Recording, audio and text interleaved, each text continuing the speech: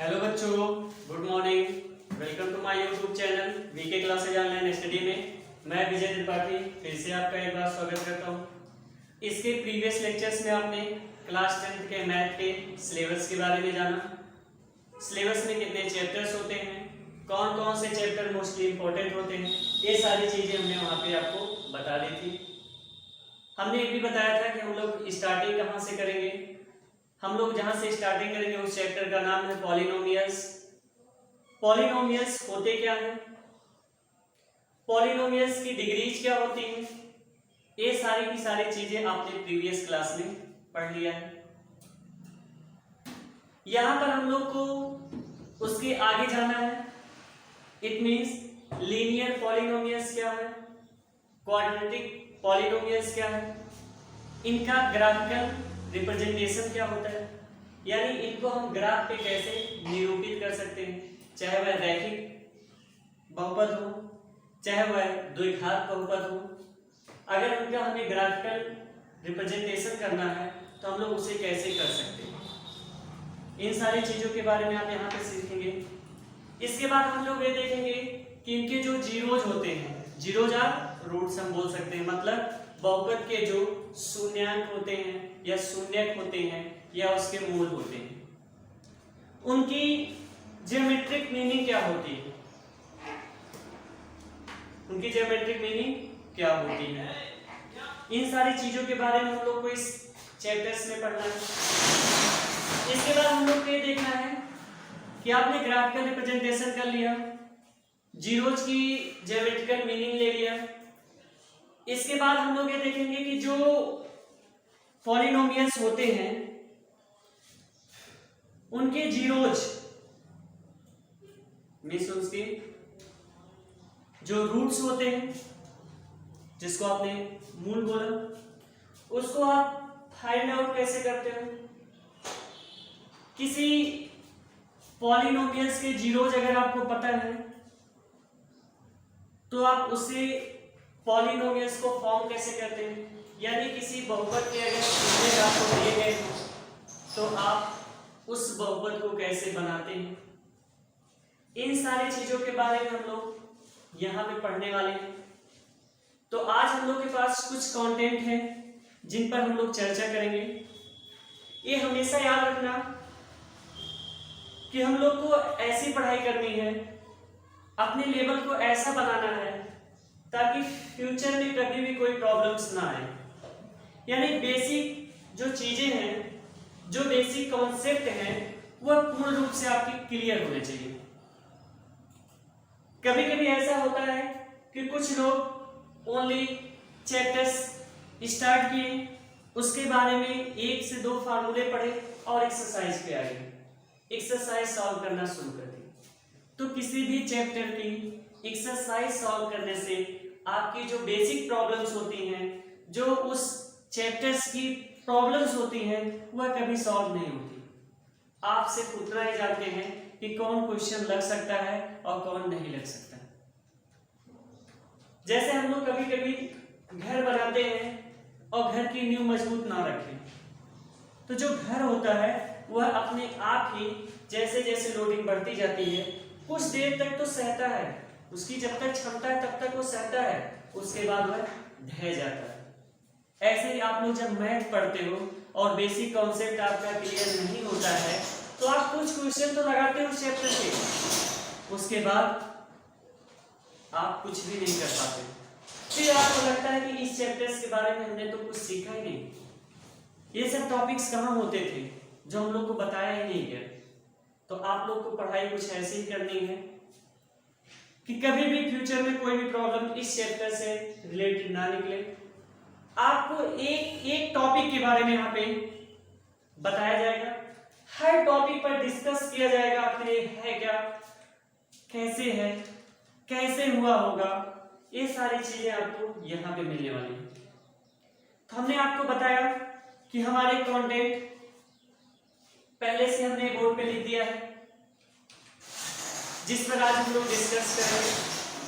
और आप लोग आज थोड़ा सा अपने आप को कंपेयर करिएगा कि अभी तक 9th में आपने जो पॉलिनोमियल्स पढ़ा था उसके बारे में क्या क्या जाना था।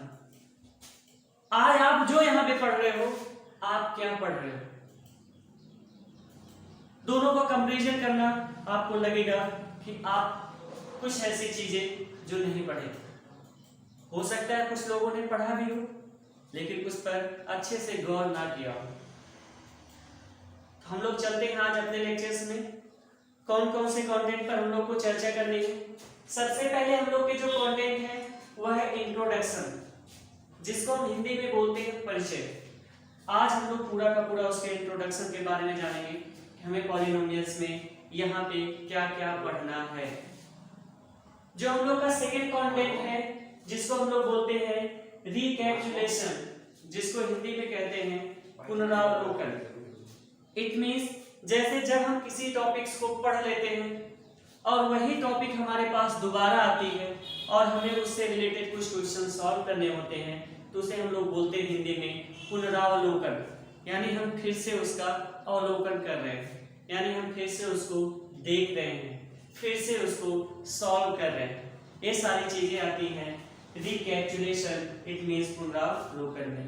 तो क्या क्या हम पढ़ेंगे पुनरावलोकन में? हम लोग को पढ़ना है पॉलिनोमियल्स क्या होते हैं, उसका एग्जांपल्स क्या होता है, डिग्रीज ऑफ अ पॉलिनोमियल्स क्या होती है, यानी बहुपद की घात क्या होती है, इसको हम लोग जानेंगे। इसके बाद जो हमारा थर्ड कंटेंट है जिसको हम लोग ने लिखा है क्लासिफिकेशन ऑफ पॉलिनोमियल्स, यानी बहुपद का वर्गीकरण। इसमें हम लोग को क्या क्या पढ़ना है कि बहुपद कितने प्रकार का होता है, बहुपद को आप कितने वर्गों में विभाजित कर सकते हो। ये सारी की सारी चीजें आपने 9th में पढ़ा है, फिर भी यहां आपको उसे पढ़ना है, जानना है और भी बेहतर अपने नॉलेज को बनाना है। अगला जो हमारे पास है, जब हम उसका क्लासिफिकेशन करेंगे तो किसी भी पॉलिनोमियल्स या जब पॉलिनोमियल्स का क्लासिफिकेशन किया जाता है वह किस बेस्ड पर किया जाता है, किस आधार पर किया जाता है।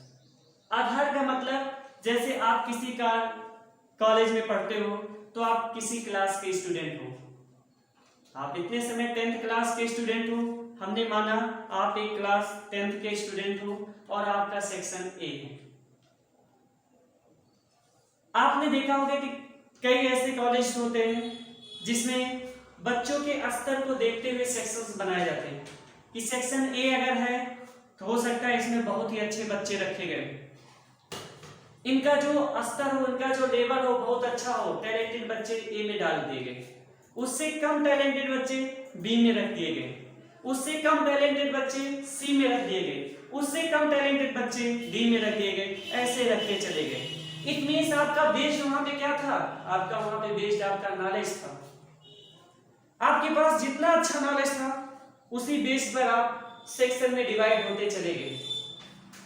तो ऐसे ही आपका पॉलिनोमियल्स है, आप इसे किस बेस्ड पर डिवाइड किए, यानी किस आधार पर इसको आपने विभाजित किया है, ये सारी चीजें हम लोग को पढ़ना है। तो उसमें कौन कौन सा बेस्ड है? पहला हम लोग के पास है based on the number of terms, यानी पदों की संख्या के आधार पर हम बहुपद को कितने भागों में विभाजित कर सकते हैं। Based on the number of terms, पदों की संख्या के आधार पर उनका विभाजन करना। फिर इसके बाद हम लोग पढ़ेंगे based on the number of degrees, मतलब घात के आधार पर आप उनका विभाजन, उनको किस प्रकार विभाजित किए, यानी घातों के आधार पर बहुपद कितने प्रकार के होते हैं, पदों के आधार पर बहुपद कितने प्रकार के होते हैं। आज हम लोग के पास इतने कंटेंट हैं।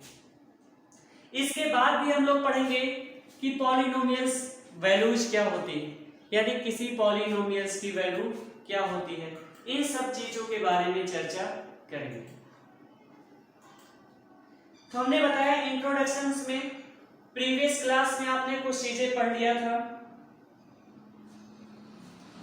प्रीवियस क्लास में आप लोगों ने पॉलिनोमियल्स पढ़ा, उसकी डिग्री के बारे में जाना, यहाँ पे क्या पढ़ने वाले हो कि जो पॉलिनोमियल्स होता है उसमें लीनियर पॉलिनोमियल्स, क्वाड्रेटिक पॉलिनोमियल्स का ग्राफिकल रिप्रेजेंटेशन क्या होता है, यानी रैखिक बहुपद और द्विघात बहुपद का ग्राफीय निरूपण क्या होता है, हम उन्हें ग्राफ पर कैसे निरूपित कर सकते हैं, जो हमें पढ़ना अभी जस्ट हमने बताया भी आपको। उनके जो शून्यक होते हैं उनकी ज्योमेट्रिक मीनिंग्स क्या होती है, ज्योमेट्री मीनिंग क्या होती है, ज्यामितीय अर्थ क्या होता है, ये सारी चीजें। इसके बाद हम लोग को ये पढ़ना है कि जो पॉलिनोमियल्स हैं उनके जीरोज और कोफिशिएंट मीन्स उनके गुणांक, यानी बहुपद के शून्यक और गुणांकों के बीच में रिलेशन क्या होता है। इस पूरे चैप्टर में इतनी ही चीजें हम लोग को पढ़नी है, फिर इससे रिलेटेड क्वेश्चन को सॉल्व करना है। चलिए हम लोग चलते हैं कि बहुपद क्या होते हैं, यानी पॉलिनोमियल्स क्या होते हैं। अगर हम लोग उससे हिंदी की बात करते हैं तो ऐसे बीजीय व्यंजक जिनमें चर राशियां, ऐसे बीजीय व्यंजक जिनमें चर राशियां केवल ऋणात्मक पूर्णांक, अब ऋणात्मक पूर्णांक means non negative integers, non negative integers जिसको हम लोग ब्रैकेट में क्या कर सकते हैं, धनात्मक हो या हो, शून्य भी हो सकता है, जीरो भी हो सकता है, घात के रूप में। ऐसे बीजीय व्यंजक जिनमें चर राशियां केवल ऋणात्मक पूर्णांक यानी धनात्मक हो या जीरो हो की घात के रूप में, उसे हम लोग बोलते हैं पॉलिनोमियल्स यानी बहुपद। अब ये नॉन नेगेटिव इंटीजर्स क्या होता है?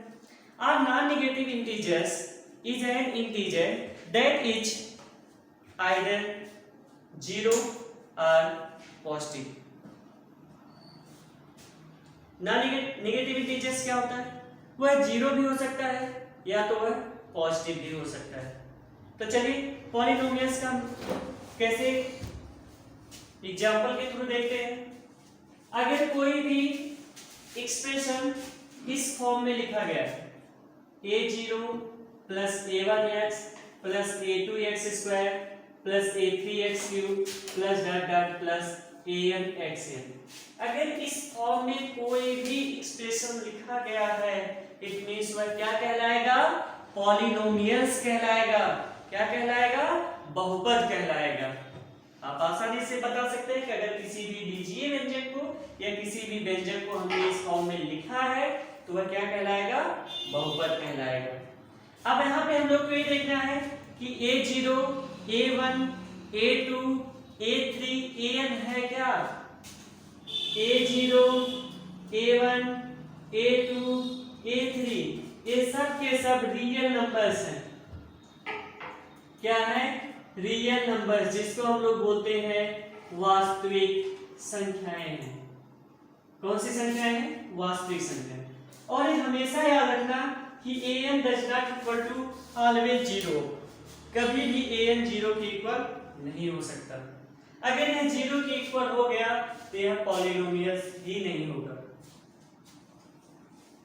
यानी किसी भी एक्सप्रेशन को अगर हम लोग इस फॉर्म में लिख ले गए तो वही कहलाता है पॉलिनोमियल्स, जहां पर a0, a1, a2, a3 dot dot and so on, an जो आपका होता है वह क्या है? रियल नंबर्स है। हमेशा याद रखना कि an does not equal to zero ही होगा। क्या होगा? जीरो ही होगा। तो ये था हमारा इसका इंट्रोडक्शन में हमने क्या देखा, इंट्रोडक्शन में क्या क्या पढ़ना था ये आपको पता चल गया। 10th स्टैंडर्ड में आपको क्या क्या पढ़ना है यहाँ पे। दूसरा अपने रिकैपिटुलेशन में देखा कि हम लोग को, जिसको हम पुनरावलोकन बोले, पुनरावलोकन में हम लोग पढ़ा कि पॉलिनोमियल्स क्या होते हैं, आपने एक्सप्लेन कर दिया। अब आपको ये जानना है कि इसका कोई एग्जांपल हम लोग जान लेते हैं, जैसे x² + x + 3 ये क्या है? पॉलिनोमियल्स है।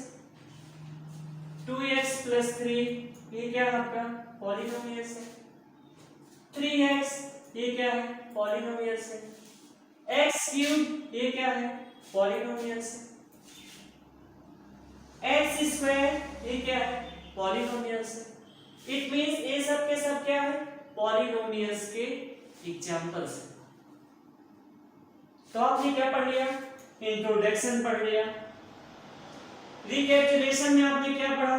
पॉलिनोमियल्स पढ़ लिया। अब हम लोग को ये देखना है कि डिग्री ऑफ अ पॉलिनोमियल्स क्या होता है। डिग्री ऑफ अ पॉलिनोमियल्स क्या होता है? जब हम किसी भी पॉलिनोमियल्स को, चाहे वह असेंडिंग में हो चाहे वह डिसेंडिंग ऑर्डर में, हमेशा याद रखना वह किसी न किसी एक ऑर्डर में होना चाहिए। जब हम पॉलिनोमियल्स को, अगर हो सकता है कभी कभी ऐसा होता है कि जो पॉलिनोमियल्स होता है उसका कोई ऑर्डर नहीं होता है, ना वह असेंडिंग में होता है ना ही वह डिसेंडिंग में होता है, तो आप सबसे पहले उसे असेंडिंग या डिसेंडिंग ऑर्डर में लिख लेंगे। तो असेंडिंग और डिसेंडिंग ऑर्डर में लिखने के बाद जो उसमें आपकी वेरिएबल्स होगी उसकी मैक्सिमम पावर देखेंगे क्या होगी। यानी किसी पॉलिनोमियल्स में वेरिएबल की जो मैक्सिमम पावर होती है, जिसको हम बोल सकते हैं किसी बहुपद में जो आपकी चर राशियां होती हैं उनकी जो अधिकतम घात होती है वही उस बहुपद की घात कहलाती है, वही उस पॉलिनोमियल्स की डिग्री कहलाती है। समझे आप? कि किसी पॉलिनोमियल्स में वेरिएबल की जो मैक्सिमम पावर्स होती है वही उसकी डिग्री कहलाती है। जैसे आपसे पूछे कोई, ये बताओ ये जो पॉलिनोमियल्स लिखा गया है इसकी डिग्री कितनी है, तो आप सबसे पहले ये देखेंगे कि क्या यह असेंडिंग या डिसेंडिंग ऑर्डर में है, तो आप कहोगे हाँ बिल्कुल है। फिर ये देखेंगे इसमें वेरिएबल की मैक्सिमम पावर कितनी है, तो सबसे पहले देखेंगे कि इसमें सबसे ज्यादा पावर वाला कौन सा वेरिएबल्स है। तो ये देखेंगे कि x यहाँ पे इसकी पावर कितनी है? 2। इट मींस ये इसकी डिग्री कितनी होगी? 2 हो गई। इस पॉलिनोमियल्स की डिग्री कितनी हो गई? 2 हो गई। ऐसे आपसे कोई ये पूछे, ये बताइए कि ये जो पॉलिनोमियल्स लिखा गया है इसकी डिग्री कितनी है, तो आप ये देखेंगे कि इसकी घात कितनी है मैक्सिमम अधिकतम? 3 ही तो है, तो इसकी डिग्री कितनी हो जाएगी? 3 हो जाएगी। यानी आप किसी भी पॉलिनोमियल्स को देखकर ये बता सकते हैं कि उसकी डिग्री क्या हो सकती है। बस इतना ही हमेशा याद रखना है कि वह पॉलिनोमियल्स चाहे असेंडिंग ऑर्डर में लिखा गया हो और चाहे डिसेंडिंग ऑर्डर में, अगर नहीं है तो आप उसे किसी भी एक ऑर्डर में कर लेंगे, उसके बाद उसकी डिग्रीज को बताएंगे। अब हम लोग इसको भी पढ़ चुके, इसकी डिग्रीज क्या होती है। कभी कभी ऑब्जेक्टिव क्वेश्चन में आपके पूछा गया बोर्ड में कि एक पॉलिनोमियल्स दे दिया जाएगा और पूछेगा इसकी डिग्री आप बताइए, इसकी डिग्री क्या हो सकती है, तो आप ऐसे ही बता सकते हैं कि उसकी डिग्री क्या हो सकती है। किसी भी पॉलिनोमियल्स का आप एग्जांपल्स लिख सकते हैं। इसके बाद जो हम लोग के पास अगला टॉपिक है, अगला टॉपिक ये है कि क्लासिफिकेशन ऑफ पॉलिनोमियल्स, यानी बहुपद का वर्गीकरण क्या होता है। बहुपद को कितने भागों में वर्गीकृत किया गया है, अगर उसका क्लासिफिकेशन किया गया है तो किस बेस्ड पर किया गया है। हम लोगों ने देखा कि जो आपके पास पॉलिनोमियल्स हैं, जो आपके बहुपद हैं, उनको 2 बेस्ड पर, कितने बेस्ड पर? 2 बेस्ड पर क्लासिफाइड किया गया है। कौन कौन से बेस्ड हो सकते हैं? पहला है तो उनके टर्म के बेस पर, और दूसरा उसकी डिग्री के बेस पर। अब टर्म के बेस पर पॉलिनोमियल्स कितने टाइप्स के होते हैं, डिग्री के बेस पर पॉलिनोमियल्स कितने टाइप्स के होते हैं। अब इसका हम क्लासिफिकेशन एक एक करके आपको बताते हैं उसकी डिफिनेशन के साथ। आप इसको अच्छे से रखिएगा माइंड में, उसके बाद हम लोग ग्राफिकल रिप्रेजेंटेशन करना शुरू करेंगे सबका। तो चलिए हम लोग चलते हैं इसके क्लासिफिकेशन पर। इसको हम लोग इरेज कर देते हैं। हम आपको यहां तक तो कोई प्रॉब्लम्स नहीं होनी चाहिए कि आखिर ये होते क्या है। चलिए, क्लासिफिकेशन ऑफ पॉलिनोमियल्स, हमारी टॉपिक्स क्या है? क्लासिफिकेशन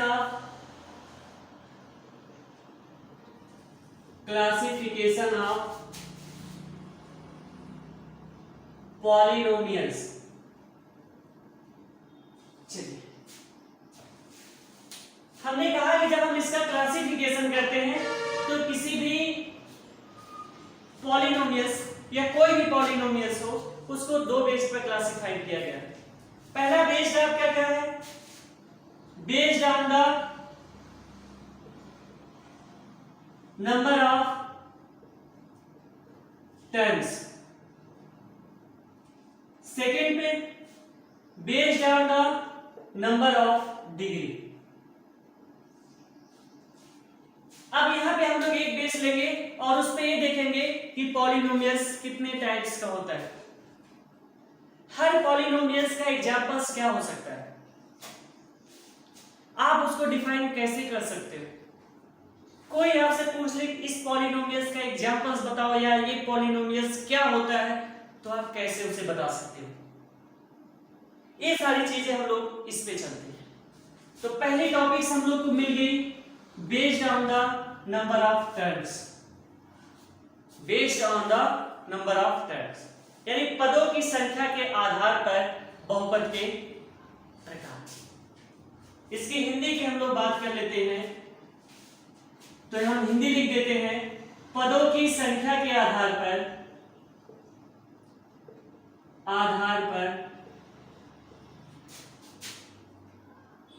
बहुपद का वर्गीकरण। बहुपद का वर्गीकरण। थोड़ा सा पानी पी लेते हैं, तब तक आप लोग सोचिएगा।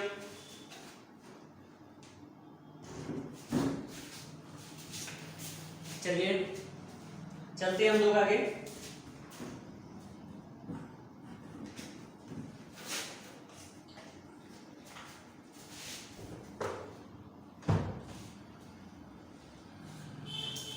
चलिए, इसके लिए हम लोग क्या करेंगे कि जब हम लोग based on the number of terms के बेस पर देखेंगे कि पॉलिनोमियल्स कितने टाइप्स के होते हैं, इसके लिए हम लोग एक टेबल्स बनाते हैं और उस टेबल्स के द्वारा अच्छे से समझ लेते हैं कि अगर ये पॉलिनोमियल्स है तो इसका नाम क्या होगा, इसका एग्जांपल्स क्या होगा और इसमें कितने टर्म्स हैं।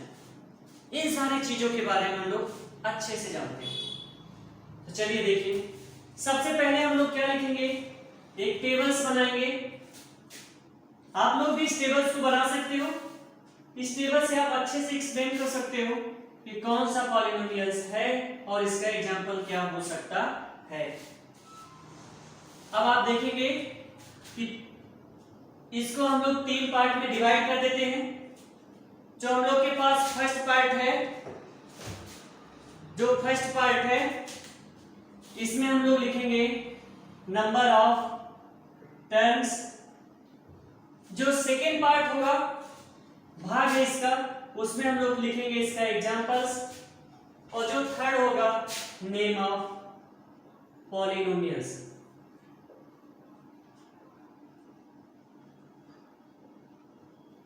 Name of polynomials.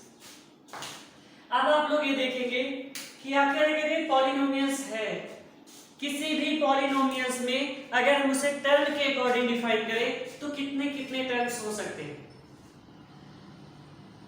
हो सकता है वह पॉलिनोमियल्स एक टर्म का हो सकता है वह पॉलिनोमियल्स दो टर्म का हो सकता है उस पॉलिनोमियल्स में तीन टर्म हो सकता है उसमें चार टर्म हो सकता है उसमें पांच टर्म्स हो।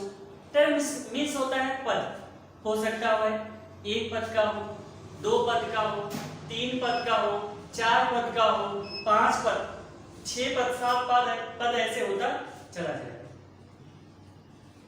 अब हम लोग देखते हैं कि अगर हमारे पास एक पद है तो उसका एग्जांपल्स क्या होगा और उसका नाम क्या हो जाएगा। चलिए, सबसे पहले हम लोग ये देखते हैं कि अगर हमारे पास एक टर्म्स है, कोई भी एक टर्म्स हो, तो आप सोचो कि एक टर्म्स का ऐसा पॉलिनोमियल्स क्या हो सकता है, कौन हो सकता है, उसका एग्जांपल्स क्या हो सकता है। अगर हम उसका एग्जांपल सपोज दैट 0 लेते, 0 क्या है, एक टर्म तो है। ये ऐसा पॉलिनोमियल है जिसमें एक टर्म है और वो टर्म क्या है, 0 है। वो टर्म क्या है, 0 है। तो इस पॉलिनोमियल्स का जो नाम होगा वह हो जाएगा जीरो पॉलिनोमियल्स। क्या हो जाएगा, जीरो पॉलिनोमियल्स। अच्छे से समझिएगा आप इसे कि अगर पॉलिनोमियल्स में एक टर्म है तो उस पॉलिनोमियल्स का एग्जांपल 0 हो सकता है।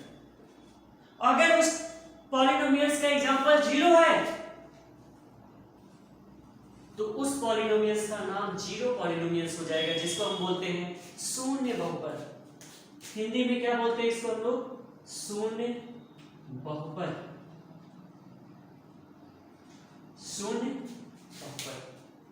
अब हो सकता है एक टर्म हो वह आपकी बात 0 ना हो सकता है कि एक टर्म तो हो लेकिन वह 0 ना हो। तो आप फिर सोचो ऐसा कौन सा पॉलिनोमियल हो सकता है जिसमें एक टर्म हो लेकिन वह 0 ना हो सकता है वह 3 हो जाए, 1 हो जाए, 2 हो जाए, 4 हो जाए, 5 हो जाए, 6 7 8 9 10 11 9 हो जाए, 6 हो जाए, 7 इससे नीचे 9 हो जाए, से 1 2 3 4 5 6 7 8 9 हो जाए, 10 तो आपका 2 टर्म हो जाएगा आपका। अगर आपके पास एक टर्म्स हो मींस 3 हो जाए तो उस पॉलिनोमियल्स का नाम क्या हो सकता है, उस पॉलिनोमियल्स का नाम कांस्टेंट पॉलिनोमियल्स हो जाएगा। कांस्टेंट पॉलिनोमियल्स इट मींस अचर बहुपद। आपने क्या देखा कि एक टर्म्स हो तो उसका एग्जांपल अगर 0 हो गया तो वह जीरो पॉलिनोमियल्स हो गया, शून्य बहुपद कहलाया।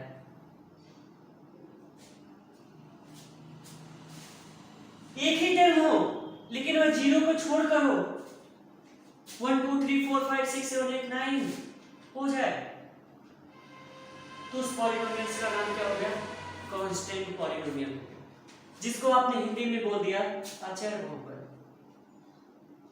क्या बोल दिया, अचर बहुपद। अब हो सकता है उस पॉलिनोमियल्स में एक ही टर्म हो, कितने टर्म्स हो, एक ही टर्म हो, लेकिन अब ना वह 0 हो ना वह कांस्टेंट हो, वह कोई वेरिएबल क्वांटिटी हो। चलिए देखते हैं, हो सकता है एक ही टर्म हो और वह टर्म हो जाए x3 x2 x5 power x power 7 x power 8। अगर ऐसे पॉलिनोमियल्स हो जाएं तो उस पॉलिनोमियल्स का नाम होता है मोनोमियल्स। मोनोमियल्स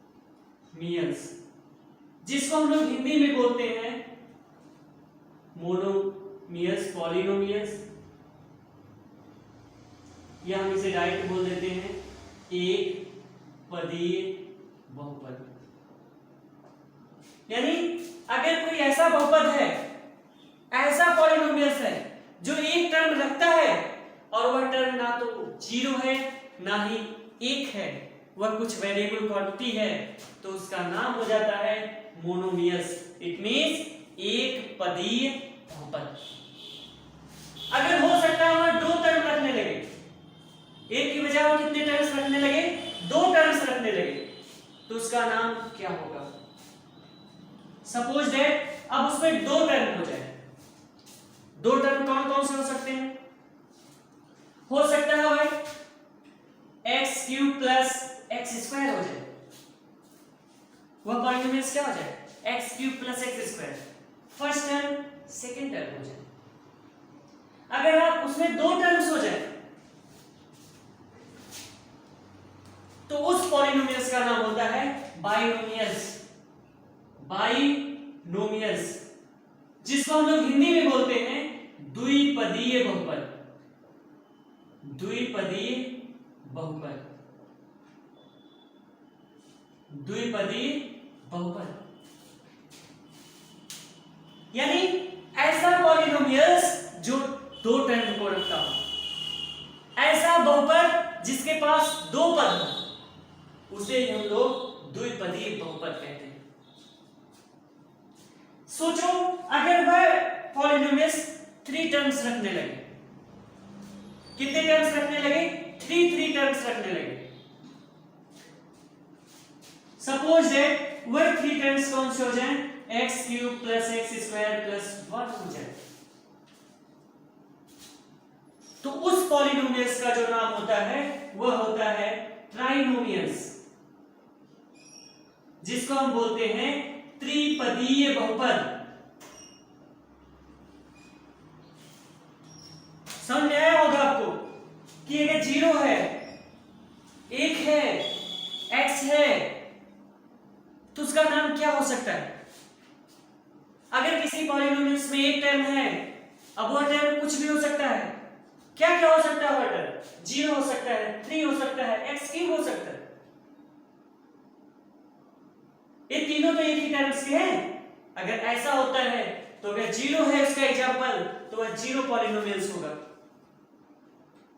अगर उसका एग्जांपल 3 है तो वह कांस्टेंट पॉलिनोमियल्स हो जाएगा। अगर उसका एग्जांपल x क्यूब है तो वह मोनोमियल्स हो जाएगा, एक पदीय बहुपद हो जाएगा। अगर उसमें दो टर्म्स हो जाए तो बाइनोमियल्स हो जाएगा, द्विपदी हो जाएगा।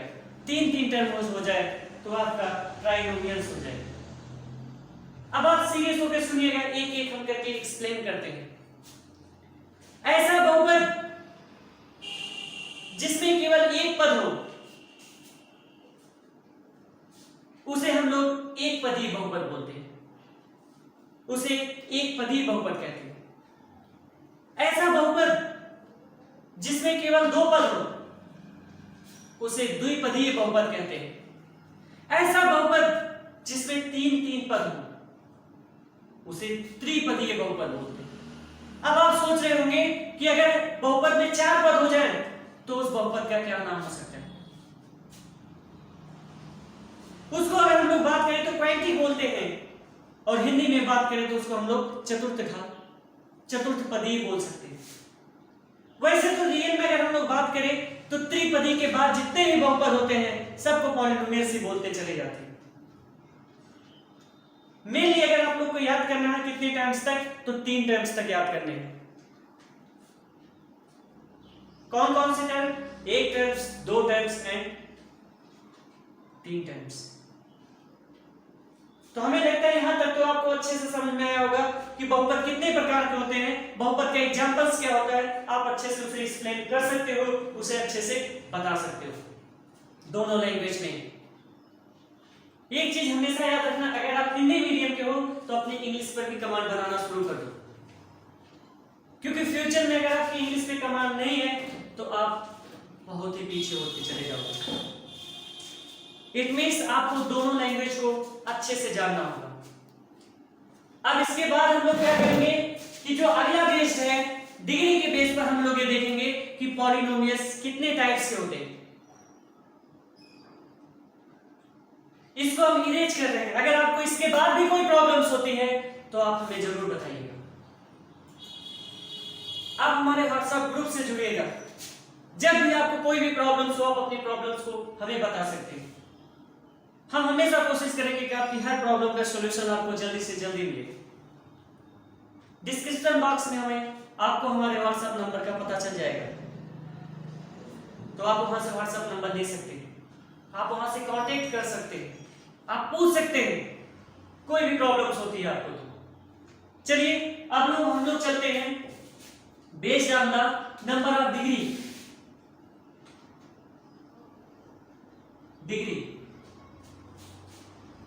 घात की संख्या के आधार पर, इसको हिंदी में हम लोग बोलते हैं घात की संख्या के आधार पर बहुपद का वर्गीकरण। यानी आपकी बार हम लोग डिग्री के बेस पर उसको क्लासिफाइड करेंगे कि घात की संख्या के आधार पर बहुपद कितने प्रकार का हो सकता है। अब हम लोग यहां पे नंबर ऑफ टर्म्स ना लिख के नंबर ऑफ डिग्री लिखेंगे। एग्जांपल्स वैसे कहेंगे, इसको हम इरेज कर देते हैं। अब आप लोग थोड़ा सा याद करो,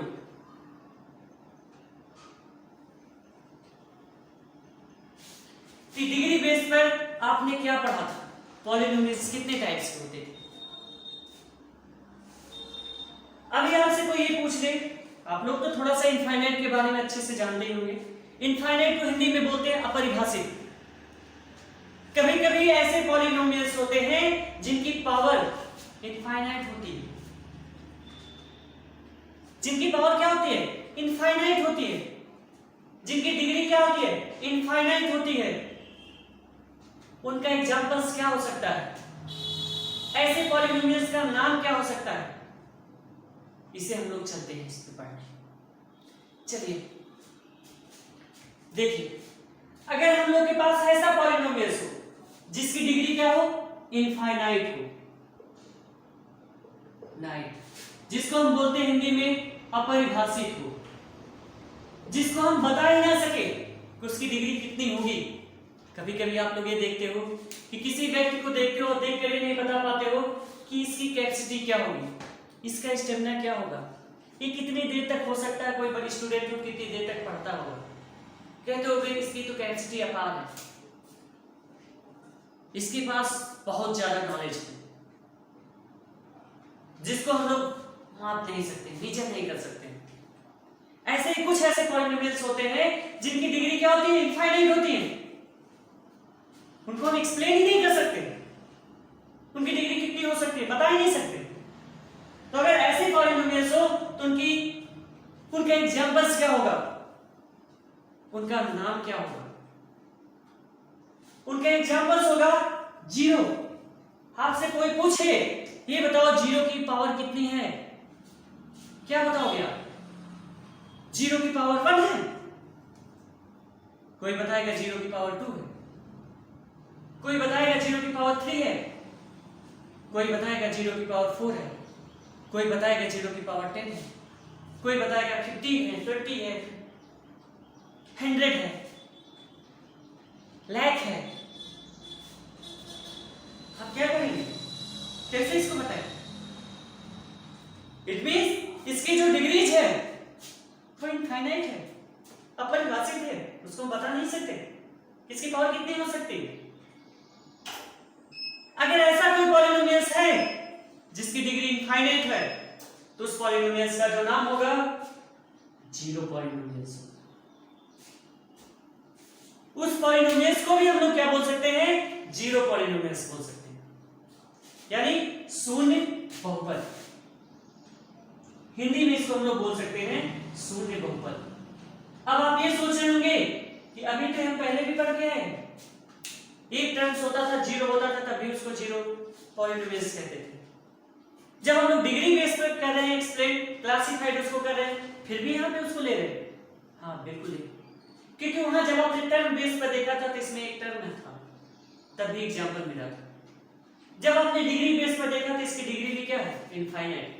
उस बेस पर आपने इसको एक्सप्लेन किया कि ये पॉलिनोमियल्स क्या हो गया? जीरो पॉलिनोमियल्स हो गए।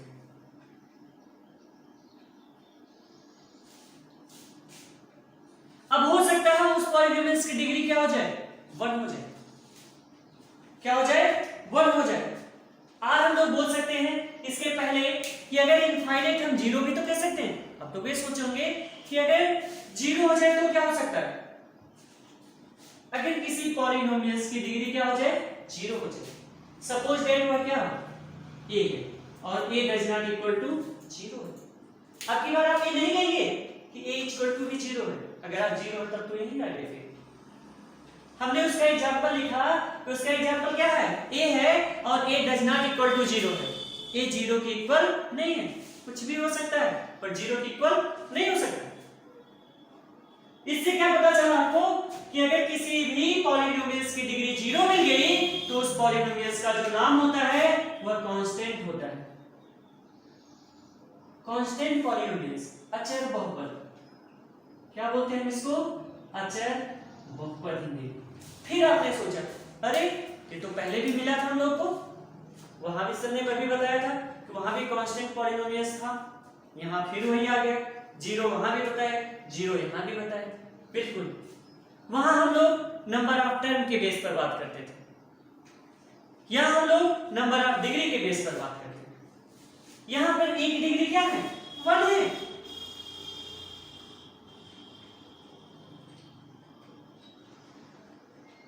अब आप सोच रहे होंगे 1 कैसे हुई? आपके अकॉर्डिंग 1 है कि जब किसी की पावर कुछ ना लिखी जाए तो आप कह देते हो कि उसकी पावर क्या है? 1 है।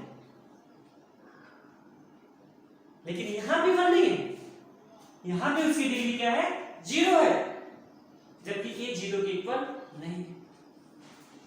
अगर ऐसे पॉलिनोमियल्स है तो उसको हम लोग बोलते हैं कांस्टेंट पॉलिनोमियल्स। अब अगला है कि अगर ऐसा पॉलिनोमियल्स हो जिसकी डिग्री 1 हो जाए, जिसकी डिग्री क्या हो जाए?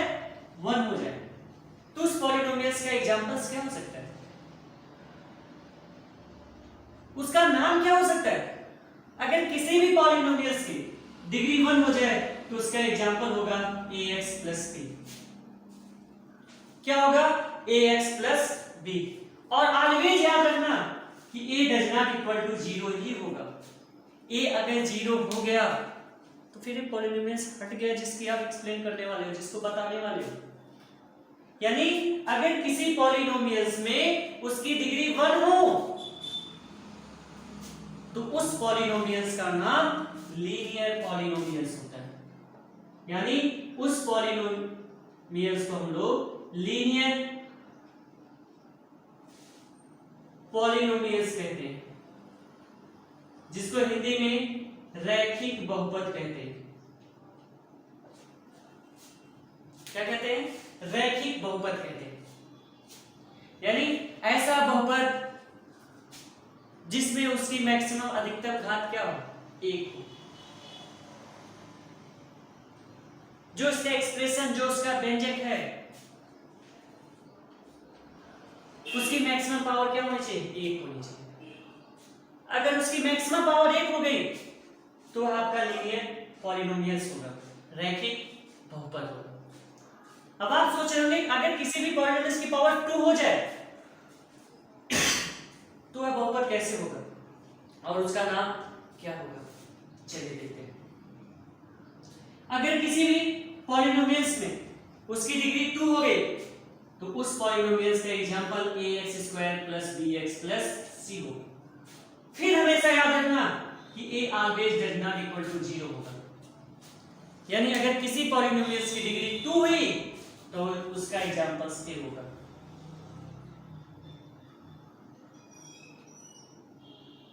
उसमें हमेशा ये डज नॉट इक्वल टू 0 होगा। और ऐसे पॉलिनोमियल्स का जो नाम होगा वह होगा क्वाड्रेटिक पॉलिनोमियल्स। क्या नाम होगा? क्वाड्रेटिक पॉलिनोमियल्स, जिसको हम हिंदी में बोलते हैं द्विघातीय बहुपद।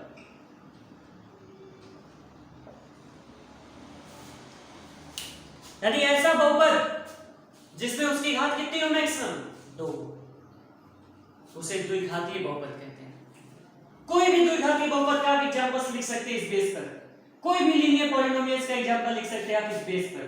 ऐसे हम लिख सकते हैं 2x plus 5, ठीक है, लीनियर। ऐसे लिख सकते हैं 3x square plus 5x plus 6 या x square plus 5x plus 6। ये क्या है? क्वाड्रेटिक है। अब आप सोच रहे होंगे कि अगर पॉलिनोमियल्स की डिग्री 3 हो जाए तो उसका नाम क्या होगा? चलिए, अगर किसी भी पॉलिनोमियल्स की डिग्री 3 हो जाए तो उसका examples ax cube plus bx square plus cx plus d होगा। फिर वही बात हम कहेंगे कि a does not equal to क्या होना चाहिए? 0 होना चाहिए। हमेशा माइंड में रखना a 0 के इक्वल ना हो। अगर इस पॉलिनोमियल्स की डिग्री 3 हो गई तो इसका नाम क्या हो सकता है? इसका नाम होगा क्यूबिक पॉलिनोमियल्स।